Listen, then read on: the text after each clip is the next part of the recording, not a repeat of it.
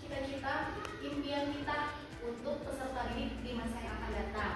Namun terlibatnya tidak hanya peserta didik saja, namun membutuhkan satuan warga sekolah yang memang bisa berkolaborasi, bisa berinteraksi, dan bisa bekerja sama satu sama lain untuk mampu meningkatkan kualitas pembelajaran, di mana tujuan utama kita adalah melaksanakan sesuai visi sekolah yang sudah kita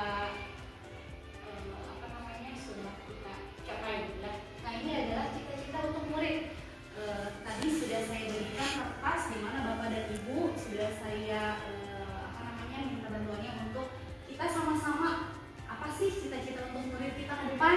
Nah, mungkin langsung saja kita mengisi kalimat rempang. Di sini ada pertanyaan, 6 pertanyaan, di mana ini adalah jawabannya memang sesuai apa yang kita impikan saja, gitu ya. Di mana nanti kedepannya visi sekolah ini kita laksanakan untuk perubahan budaya sekolah ke arah yang lebih baik. Tentunya tujuan kita bersama adalah mencerdaskan generasi penerus bangsa. Ya, mungkin langsung saja untuk yang pertama, kita memimpikan murid-murid yang seperti apa, gitu ya. Mungkin nanti saya akan bertanya kepada beberapa Bapak dan Ibu sekalian. Mungkin untuk yang pertama kita mencoba Bu Lani. Menurut Bu Lani, kita itu memimpikan murid-murid yang seperti apa, Bu Lani? Kita memimpikan murid-murid yang cerdas dan berakhlak mulia, mungkin dulu ya. Iya, berakhlak mulia, tentu saja bercerdas ya, karena di sini kita membimbing, gitu ya. Baik, itu mungkin pendapat Bu Lani. Bagaimana dengan pendapat Pak Heru?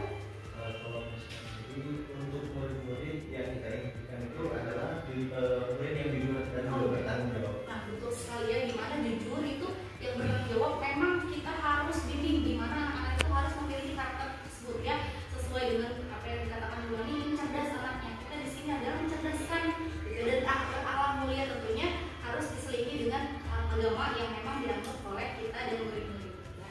Kemudian untuk pertanyaan kedua, kita percaya bahwa murid adalah, menurut Bapak Cucu, bagaimana pendapat yang kedua? Ini Pak, kita percaya bahwa murid adalah amanah ya.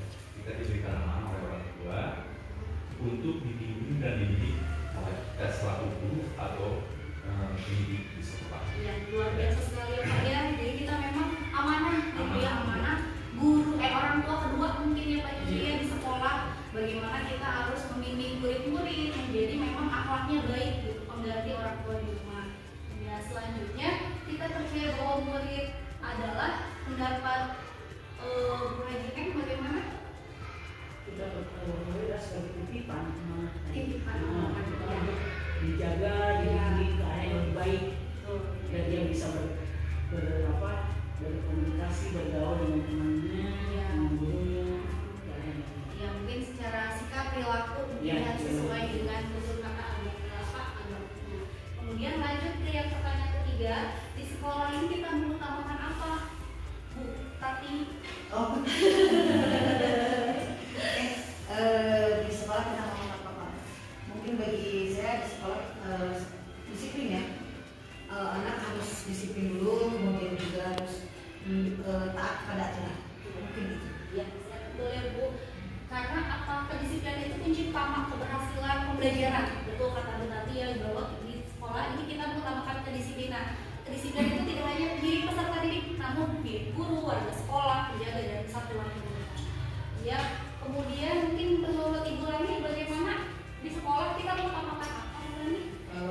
Menurut saya betul juga ya apa yang dikatakan Bu Tati, bahwa kita itu murid-murid itu penting untuk disiplin ya, dan bisa saya tambahkan juga mungkin kenyamanan dan kesenangan anak di sekolah itu juga termasuk ya faktor yang penting. Iya, jadi kenyamanan, keamanan, peserta di sekolah itu juga sangat menunjang pembelajaran, di mana akan menciptakan suasana yang memang anak itu tidak kaku, gitu ya Bu Lani, tidak jenuh, dan bisa menghasilkan suatu pembelajaran yang menyenangkan.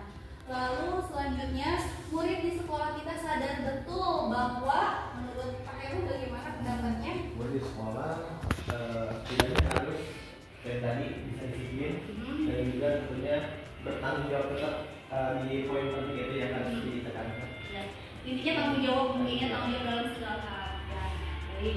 Untuk selanjutnya pendapat Bu Haji Neng, bagaimana murid di sekolah kita sadar betul bahwa apa Sekolah tempat mereka mencari hal yang baru, yang baru agar mereka menjadi bekal dan nantinya mereka tidak asing menemukan hal-hal baru di sana. Ya, jadi mereka di rumah itu tidak tahu apa-apa, ketika datang diberikan materi hal baru yang dikaitkan dengan kehidupan sehingga mereka bisa melaksanakan, menerapkan aplikasinya di rumah, di kehidupan sehari-hari.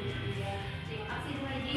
Selanjutnya kita keluarga di sekolah ini yakin untuk apa? Berarti mangga Kita warga sekolah ini bahwa melaksanakan pembelajaran yang pembelajaran yang bermakna, di mana pembelajaran bermakna ini tentunya bisa menghasilkan output yang luar biasa buat peserta didik kita. Ya.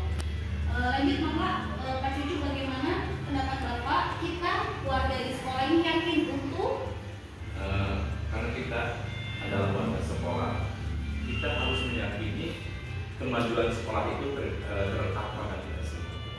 Jadi kita bisa memajukan sekolah, membentuk sekolah.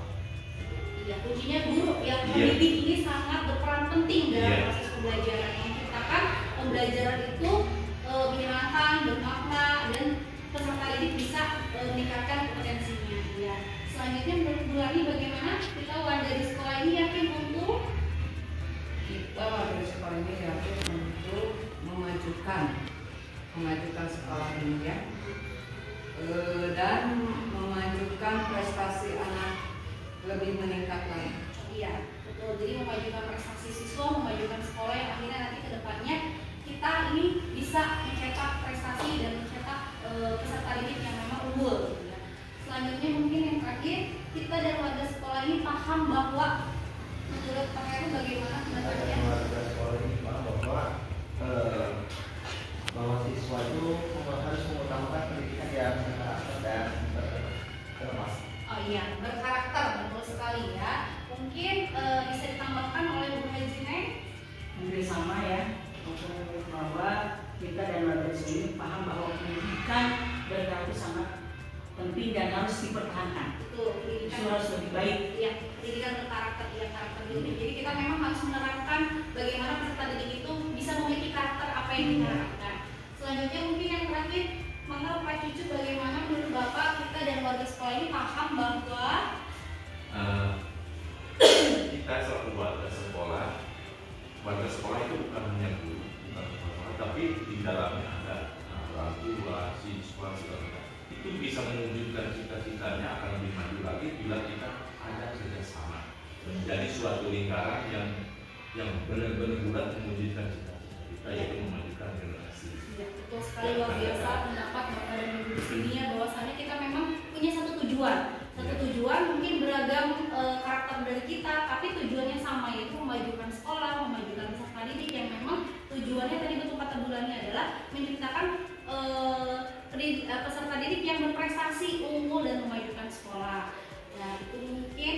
Nah, dari situ kesimpulannya kita ambil bahwasannya tujuan pendidikan itu memang harus kita wujudkan, di mana pelaksanaannya kembali ke peserta didik, kembali ke pendidik sebagai kunci utamanya, kata Pak Cucu tadi ya, di mana kita ini adalah salah satu pendidik yang memang menjadi fokus utama ya di satuan pendidikan. Untuk mencapai itu semua butuh keterlibatan berbagai satuan pendidik, baik dari guru, kepala sekolah, stakeholder, dan peserta didik, karena tujuan di sini adalah mewujudkan generasi penerus bangsa yang memang berkualitas, sehingga nantinya tujuan pendidikan itu akan tercapai.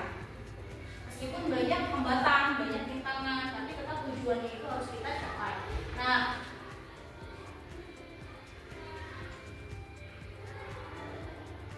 di sini kita sudah mengetahui bahwasannya visi sekolah kita SDN 274 Pakarum adalah terwujudnya peserta didik yang berakhlak mulia, berkarakter, berimpact, dan berwawasan budaya.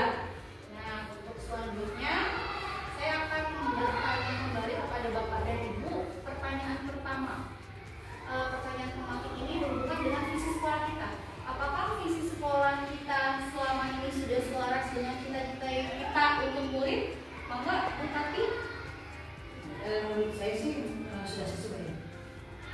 sesuai ya.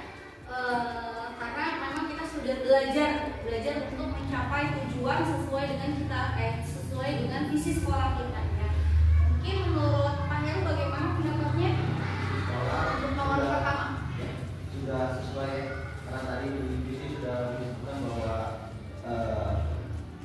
para peserta didik itu harus mempunyai berkarakter itu sudah terlihat. Iya. Mungkin kita perubahannya ada peningkatannya mungkin ya. Mulai dengan kegiatan sekolah lebih antusias mereka. Iya, karena kita itu juga harus update ya Bu ya tentang melek impact gitu ya. Jangankan saya, murid-murid itu biasanya lebih pintar dari kita ya Bu ya, gitu ya, lebih canggih gitu ya. Iya betul. Karena filosofi pendidikan menurut Ki Hajar Dewantara adalah menuntun pembelajaran siswa yang memang sesuai dengan kodrat alam dan kodrat zamannya. Mungkin kodrat zaman disesuaikan dengan zaman sekarang. Beda mungkin dengan pembelajaran kita di zaman dulu SD mungkin ya. Karena tidak melek IT gitu. Kalau sekarang udah canggih sekali, luar biasa pembelajarannya. Kemudian nomor 2, apa saja kolaborasi yang dapat dilakukan oleh guru, orang tua, kepala sekolah agar visi di sekolah dapat tercapai? Maka Pak Cucu, bagaimana menurut Bapak? Dalam mewujudkan pencapaian suatu tujuan di sini di sekolah kita utamanya yaitu dengan adanya kolaborasi. Ya. Itu nggak bisa berdiri sendiri. Iya. Kita berkolaborasi dalam artian mendukung program sekolah. Jadi Iya. sesuatunya kita misalkan mencapai ini kita bekerja. Iya. Ya, itu berarti lebih ke pendidik ya. Jadi kita harus meningkatkan kompetensi diri kita juga ya. Nah, cara menurut Ibu, punten balik lagi ke pertanyaan barusan. Menurut Ibu, bagaimana sih cara seorang pendidik untuk melaksanakan sebuah untuk lebih meningkatkan kompetensi diri? Bagaimana itu menurut pendapat Ibu? Caranya ya terus harus dalam ilmu cari karena yang kita hadapi yang keseluruhan kita ambil kesimpulan bahwasannya itu harus ada kolaborasi kerjasama dalam warga sekolah di satuan pendidikan yang tempat kita ajari, yaitu di Cempakaru, di mana kita tahu porsi tanggung jawab peserta didik, porsi guru, kepala sekolah sebagai pemimpin pembelajaran kita, pemimpin di dalam satuan pendidikan, dan juga orang tua perannya apa di rumah, bagaimana orang tua itu selalu mendukung kegiatan program sekolah sehingga program sekolah ini bisa maju. Tanpa itu semua kita tidak akan bisa melaksanakan dan tidak akan bisa memajukan sekolah. Dan betul tadi kata Bu Lali dan Pak Heru juga dan Bapak dan Ibu semuanya bahwasanya kita ini harus mengadakan perubahan ke arah yang lebih baik, disesuaikan dengan filosofi pendidikan Ki Hajar Dewantara bahwasanya kita ini harus menuntun peserta didik sesuai dengan kodrat alamnya, sesuai dengan kodrat zamannya, di mana zaman sekarang ini melek IT. Maka dari itu ada pembelajaran yang memang awalnya TIK itu hanya ekskul saja, tapi sekarang sudah dimasukkan ke dalam satuan pembelajaran dan memang rutin setiap minggu itu ada pembelajaran TIK. Mungkin itu saja Ibu dari saya. Mohon maaf apabila ada kekurangan, kesalahan, karena saya hanya manusia biasa dan kelebihan itu hanya milik Allah SWT. Sekali lagi saya terima kasih kepada Bapak dan Ibu guru atas waktunya, atas sarannya, masukannya, pendapatnya yang itu menjadikan saya berpikir kembali bagaimana ke depannya saya bisa memperbaiki diri. Mungkin itu saja yang bisa saya sampaikan. Ibu terima kasih. Wabillahi taufiq wal hidayah. Wassalamualaikum warahmatullahi wabarakatuh. Ya, terima kasih kepada Ibu Linda yang tadi sudah memimpin diskusi dengan sangat menarik ya.